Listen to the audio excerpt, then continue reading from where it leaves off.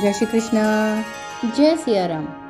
कली हनुमानी, हनुमान जी की आध्यात्मिक शिक्षाएं, अध्याय 7, सहस्त्र जीवन, भाग 2। यदि हनुमानी बाहर जनों तक पहुंच ही रही है तो पूजा स्थली के चारों ओर की गई सुरक्षा का क्या अर्थ रह गया है। मातंगों की नई पीढ़ी के मन में यह विचार आया। शेष मानवता के साथ संपर्क से बचने का प्रयास उनके जीवन का एक महत्वपूर्ण भाग रहा है। हनुमानी के बाहर पहुंचने का विचार उनके पूरे अस्तित्व पर प्रश्न उठा रहा था। वे इस सदमे में मौन बैठे रहे, इस आशा के साथ कि उनके मुखिया बाबा मतंग और माता मतंग उनके मन में उठ रहे इस प्रश्नों के तूफान को शब्दों का रूप देकर हनुमान जी के सामने प्रकट करेंगे। जब बाबा और माता का कुछ कहने का साहस नहीं हुआ तो हनुमान जी स्वयं ही बोले। कुछ दिन पहले 3 बाहरी जनों ने बाबा का रास्ता काटा था। बाबा के साथ थे आपके होने वाले मुखिया उर्वा और अन्य 2 मातंग। बाबा ने क्रोध का अभिनय करते हुए एक मटकी फोड़ी थी। उन बाहरी जनों ने आत्मसमर्पण की मुद्रा में अपने हाथ खड़े कर लिए थे और वे पीछे हट गए थे। वे शीघ्र ही आपके साथ आत्मसात होने के लिए पुनः आएंगे।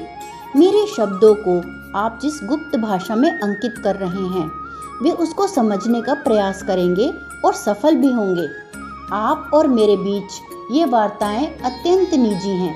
बाहरी जन इनमें से केवल वे ही वार्ताएं समझ पाएंगे जो आप उन्हें समझने देंगे, और जितना भी आप उनको समझने देंगे उनमें से भी वे उतना ही अवशोषित कर पाएंगे जिसके वे पात्र हैं।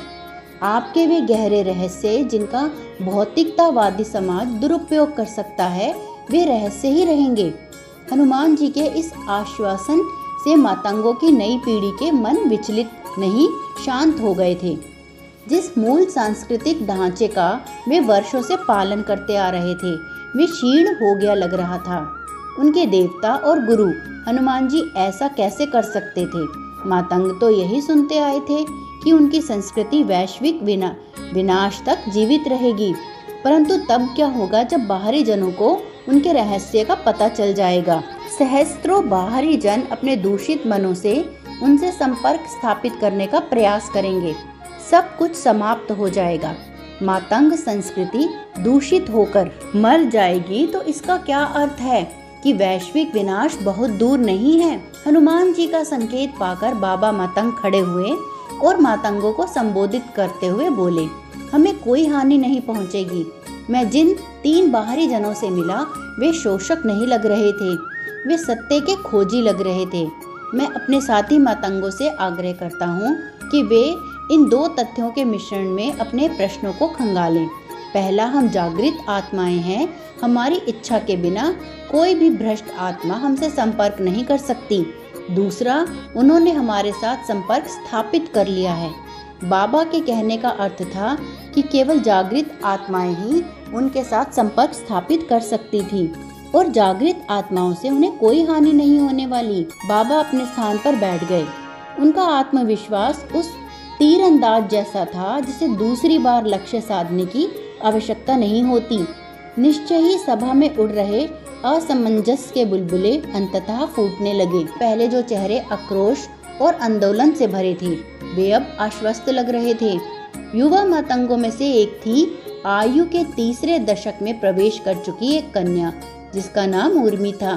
वह अध्ययनशील कन्या थी और सभा में ऐसे बैठी हुई थी जैसे किसी विद्यालय की कक्षा में आज्ञाकारी विद्यार्थी बैठता है। बाबा के कथन को उसने मन के हर कोने में झाड़ू की तरह घुमाया। कुछ कोनों में प्रश्नों की धूल पड़ी रह गई। उसी को स्पष्ट करने के लिए वह खड़ी हुई। वह बोली, बाबा, जितना मैंने आपके कथन को समझा है आपके कहने का अर्थ यह है कि वे 3 आत्माएं जो आपके संपर्क में आई थी वे भ्रष्ट नहीं थी, अन्यथा वे संपर्क करने में सफल ही नहीं हो सकती थी। आपने सही समझा, बाबा ने कहा। उर्मी ने हनुमान जी से पूछा, देव, मान लिया कि वे तीनों दिव्य आत्माएं हैं, परंतु वे 3 आत्माएं आगे जिन आत्माओं को हमारे बारे में जानकारी देंगी उनका क्या? यह सुनिश्चित करने का कोई उपाय नहीं है कि हम उन तीनों के साथ जो ज्ञान साझा करेंगे उसे केवल आगे भली आत्माओं के साथ साझा किया जाएगा। वे तीनों तो एक दिव्य उद्देश्य से यहाँ आए हैं, आपकी वाणी के दूत बनने के लिए। परंतु उनका क्या, जो हमारे बारे में जानने के पश्चात बिना किसी उद्देश्य अथवा एक दूषित उद्देश्य के साथ हमें खोजने की चेष्टा करेंगे। एक उन्मादी के लिए एक उचित और अनुचित की अपनी अलग परिभाषा होती है। वह धर्म की परिभाषा अपनी सुविधा के अनुसार करता है। यदि ऐसे कुछ जन उन्मादी भीड़ के रूप में एकत्रित हो जाएंगे तो हमारी संस्कृति को हानि पहुंच सकती है। वे उन स्थानों को चिन्हित करने का प्रयास करेंगे जहां आपके चरण कमल पड़े हैं। वे आपको खोज नहीं पाएंगे। हनुमान जी शांत स्वर में बोले, मैं तो पवित्र जल की तरह हूँ। मैं तो किसी भी शुद्ध पात्र में प्रकट हो सकता हूँ। जो जन मेरे द्वारा प्रदान किए जा रहे इस ज्ञान का सही तत्व पकड़ लेंगे, वे अपने पात्र को शुद्ध करने का प्रयास करेंगे, किसी दूसरे के पात्र को छीनने का नहीं। केवल भ्रष्ट और आत्मसम्मोहित मन ही आपको खोजने का प्रयास करेंगे और वो इसमें सफल नहीं होंगे। परंतु देव, यदि वे सफल हो गए तो ऐसा तभी होगा जब आपकी संस्कृति भ्रष्ट हो चुकी होगी और घटनाएं आप जनों की इच्छा के विपरीत घटने लगेंगी। हनुमान जी ने उत्तर दिया, यदि हम उनके दृष्टिकोण से देखें तो उनके और हमारे बीच में क्या खड़ा है देव? घने जंगल। मुझे विश्वास है कि घने जंगल हमारी इच्छा के विरुद्ध हमारी गोपनीयता पर आक्रमण करने का प्रयास करने वालों को मार डालेंगे। यदि उनके शक्तिशाली राजाओं ने अपनी पूरी सेनाओं को हमारा आखेट करने के लिए भेजने का निर्णय किया तो क्या होगा? अगर काल्पनिक रूप से विचार किया जाए, यदि वे प्रकृति माता को रौंदकर हम तक पहुंच गए तो उन्हें यहाँ क्या मिलेगा? इससे पहले कि हनुमान जी उत्तर देते, बाबा ने निष्ठापूर्वक कहा, उनके हाथ हमारी अस्थियों पर भी नहीं पड़ सकते। हनुमान जी ने बाबा पर एक गूढ़ दृष्टि डालते हुए कहा, हो सकता है उन्हें आपकी अस्थियां नहीं अपितु आप चलते फिरते जीवित तन मिले। बाबा बोले, हाँ देव, वे हमारे तन और मन को ढूंढ सकते हैं परंतु हमारी आत्मा को नहीं। इससे पहले कि वे यहाँ तक पहुँचेंगे, हमारी आत्माएं किसी अन्य लोक में चली जाएंगी। हमारी सभी शक्तियाँ हमारी आत्माओं की जागृति में हैं और हमारे तन और मन के कारण नहीं। आक्रांता तब खाली हाथ लौट जाएंगे जब उन्हें यहाँ स्वयं को मातंग कह रहे सामान्य आदिवासी मिलेंगे। ये सब मैं काल्पनिक रूप से ही कह रहा हूँ, ऐसा कुछ होने वाला नहीं है क्योंकि यह हमारी इच्छाओं के विरुद्ध है। उर्मी ने वार्ता को आगे बढ़ाते हुए पूछा, हे देव, आत्मा की इच्छाओं के विरुद्ध घटनाएं क्यों घटित होती हैं? अभी कुछ देर पहले हमने जिस महिला को देखा उसको दरिद्रता का राक्षस क्यों प्रताड़ित कर रहा है? वह अपनी इच्छा के अनुसार क्यों नहीं रह सकती? स्वाभाविक रूप से उसकी इच्छा तो सुख से जीना ही होगी। हनुमान जी ने व्यापक मुस्कान के साथ कहा, इस प्रश्न का उत्तर तो मैं आपसे और यहाँ इकट्ठे हुए शेष साधकों से जानना चाहता हूँ। धन्यवाद उर्मी, अब आप अपने स्थान पर विश्राम से बैठ सकती हैं। इस वार्ता के दौरान तन का विश्राम बहुत आवश्यक है क्योंकि आपका मन अनीता के दुख के संभावित कारणों के बारे में सोचकर बहुत तनाव लेने जा रहा है। जब हनुमान जी को यह सुनिश्चित हो गया कि सभी विश्राम से बैठ गए हैं, उन्होंने प्रश्न किया, यदि आप मेरी जगह पर होते तो आप अनीता को दुखों से बाहर निकालने के लिए क्या करते? उन्होंने अपने शिष्यों से अपेक्षा की कि वे इस प्रश्न का उत्तर तुरंत न देकर इसे अपने मन की गहराइयों को मथने के लिए उपयोग करें। इस दौरान उन्होंने एक अल्प श्वास चक्र में जाने का निर्णय लिया। उनकी पलकें धीरे धीरे दो नूतन पत्तियों की तरह नीचे हुई। उर्मी ने देखा कि उनकी पूरी आकृति पतले हो रहे बादल की तरह झिलमिला रही थी। सभी मातंगों की तरह वह भी जानती थी कि उनके चिरंजीवी गुरु की भौतिक उपस्थिति पंच तत्व में विलीन हो रही थी। हनुमान जी के श्वास चक्र की प्रक्रिया मनुष्यों के श्वास चक्र लेने की प्रक्रिया की तरह ही थी। अंतर था तो आवृत्ति का।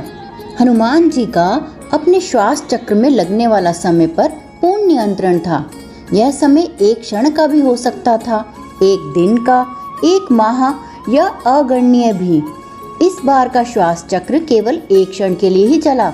क्योंकि एक मातंग ने बिना विचार किए प्रश्न का उत्तर बोल दिया था। स्वर्ण देव स्वर्ण, यदि मैं आपकी जगह होता तो उसे स्वर्ण देता, उसके घर में स्वर्ण का ढेर लगा देता। हाँ, मैं ऐसा ही करता। यह उत्तर उर्वा ने दिया था, जो अपनी जनजाति के हर मानक से एक लंबा और सुंदर युवक था। वह हृदय से विरोधी था, परंतु स्वभाव से समझदार। वह बाबा के पश्चात मातंगों का अगला मुखिया बनने वाला था। उसका विवाह युवा मातंगों में सबसे बुद्धिमान उर्मी के साथ तय हो चुका था, परंतु यह उत्तर देते समय वह अपने वश में नहीं लग रहा था। जब से उसने अनीता के जीवन का वह दृश्य देखा था, तब से वह कांप रहा था और साथ ही उसके पसीने भी छूट रहे थे, परंतु उसके साथ ही मातंगों का इस पर ध्यान नहीं गया था। अनीता के हाथ में जो पिंगल यंत्र था, उसको देखकर उसके मस्तिष्क के कोई गहरे तार हिल गए थे। क्या आप ठीक हो उर्वा? बाबा ने चिंताजनक स्वर में पूछा। वे अपनी आरामदायक मुद्रा को त्याग कर भूमि पर अकड़ू बैठ गए थे, ताकि किसी भी आपत्तिकालीन स्थिति से तुरंत निपट सके। यह ठीक है बाबा, चिंता मत करो, हनुमान जी ने आश्वासन दिया। उन्हें पता था कि उर्वा के मन को किस कीड़े ने काटा था। बाबा ने सिर झुकाते हुए कहा, जैसा आप कहें देव। किंतु उसके उत्तर से मुझे लगा कि यह अभिशप्त आत्माओं के अधीन हो गया है। हनुमान जी ने मुस्कुराते हुए कहा, बाबा आप उर्वा के सुझाव से प्रभावित नहीं दिखते। मुझे तो लगता है कि उसने बहुत ही सरल सुझाव दिया है। उसके घर में स्वर्ण का ढेर लगा देता। इस सुझाव को परखने में कोई बुराई नहीं है। कृपया सभी मातंग अपनी आंखें बंद कर लें। उर्वा ने स्वयं को एक मक्खी के आकार में सिकुड़ा हुआ पाया। मक्खी की देह में प्रविष्ट होकर वह एक महिला के सिर के ऊपर मंडरा रहा था। महिला कुर्सी पर बैठी थी और उसकी हथेली में एक उज्जवल वस्तु थी, जिसके ऊपर वह अपना अंगूठा चला रही थी। वह महिला अनीता थी और उज्जवल वस्तु थी उसका पिंगल यंत्र यानी मोबाइल फोन, जिसे धोकर वह जानकारियां निकाल रही थी। मक्खी जब उसकी नाक के पास भिनभिनाने लगी तो उसने अपने पिंगल यंत्र से दृष्टि हटाए बिना अपना हाथ चलाकर मक्खी को हटाया। उर्वा को अचानक एक झटका अनुभव हुआ।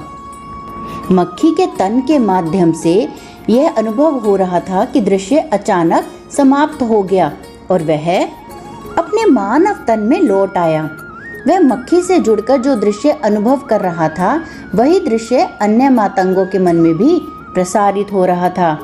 उनके लिए भी वह दृश्य एकाएक समाप्त हो गया।